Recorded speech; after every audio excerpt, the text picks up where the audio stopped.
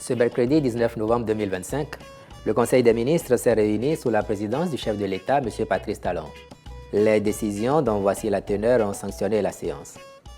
S'agissant de mesures normatives, ont été adoptés le décret fixant les modalités d'exécution de la liberté conditionnelle et celui portant nomination de commissaires aux comptes près certaines entreprises publiques.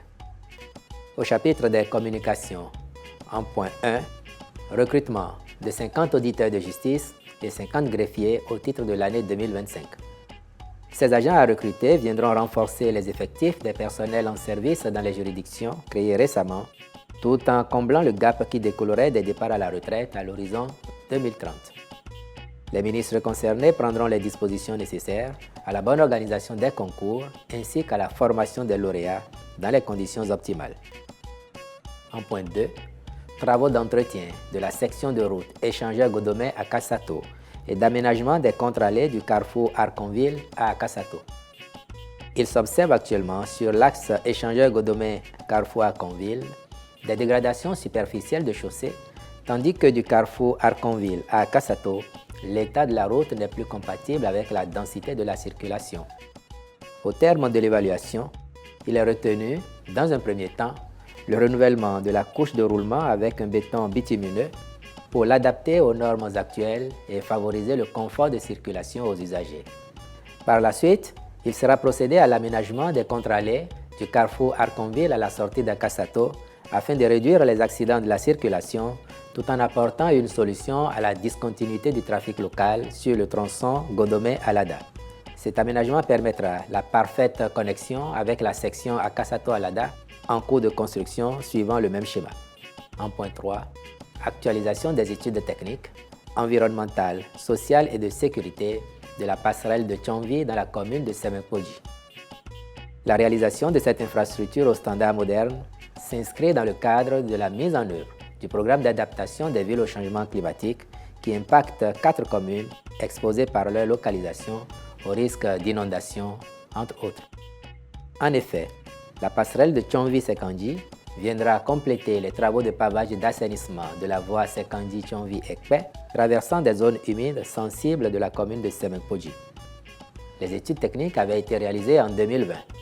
Compte tenu du niveau d'avancement du chantier d'aménagement des voies d'accès qui désenclave la localité, il s'avère nécessaire de les actualiser afin que la construction de l'ouvrage se réalise conformément aux standards requis. Le Conseil s'est prononcé pour la contractualisation avec un cabinet en vue de conduire la mission dans les plus brefs délais. En point 4, organisation des sessions de perfectionnement technique au profit des artisans au titre de l'année 2025. En guise de rappel, les sessions de 2023 et 2024, mises en œuvre dans le cadre du volet formation de l'assurance pour le renforcement du capital humain ARCH, avaient impacté respectivement 1720 et 2676 artisans.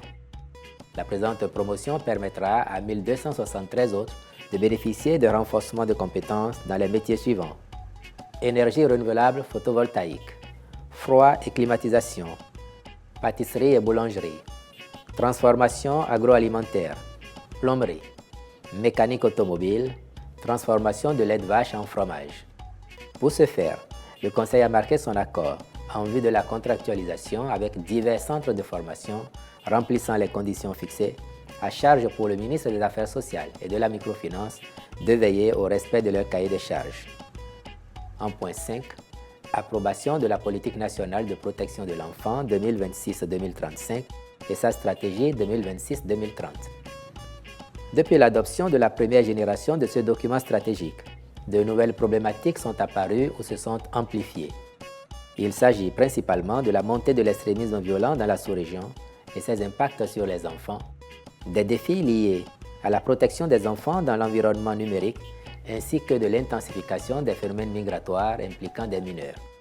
Il s'agit en conséquence de préserver les acquis de la mise en œuvre de la politique de protection de l'enfant dans sa phase antérieure, voire de les renforcer au regard de ce nouveau contexte.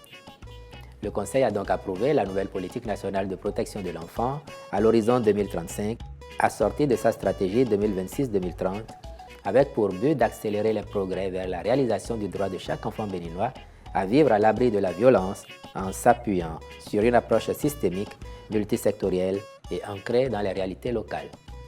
Elle postule en effet, citation, qu'à l'horizon 2035, tous les enfants du Bénin, y compris ceux en situation d'urgence, grandissent dans un environnement familial, communautaire et institutionnel renforcé et protecteur contre toute forme de violence, abus, exploitation et négligence dans un système de protection intégré. Fin de citation.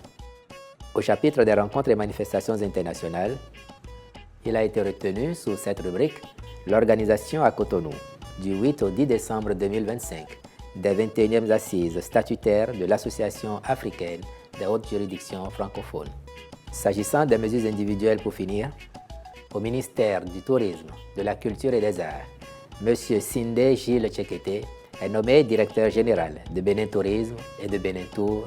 Je vous remercie.